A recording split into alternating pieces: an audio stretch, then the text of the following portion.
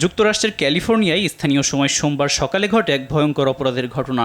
দেশটির San Diego শহরে একটি মসজিদে বন্দুক হামলায় নিহত হয় ৩ জন। পরে একটি গাড়ির ভেতর থেকে ১৭ ও ১৮ বছর বয়সী ২ সন্দেহভাজনের মরদেহ উদ্ধার করে পুলিশ। কর্মকর্তাদের ধারণা তারা নিজেরাই নিজেদের গুলি করে আত্মহত্যা করেছে।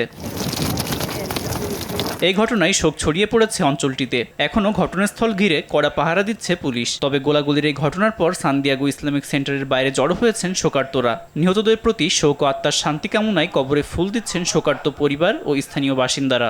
জানাচ্ছেন তাদের শোকাবহ অনুভূতির কথা। সব বাচ্চারা আমার সন্তানের মতো। আমি ওখানে পড়াতাম, ওরা আমার বন্ধুর মতো। এটি খুবই দুঃখজনক। এমন ঘটনার জন্য আমি শতভাগ সোশ্যাল মিডিয়া এবং ইন্টারনেটকে দায়ী করি। রেডিট বা টিকটকের মতো প্ল্যাটফর্মগুলোতে মানুষ ঘৃণার অ্যালগোরিদমের শিকার হয় এবং সেই অ্যালগোরিদমের কারণেই তাদের ঘৃণা বারবার দৃঢ় হয়। আমি হামলাকারীর মায়ের উপর ক্ষুব্ধ, কারণ তিনি তার সন্তানের নাগালের মধ্যে বন্দুক রেখেছিলেন। তার মধ্যে স্পষ্টতই মানসিক সমস্যা ছিল।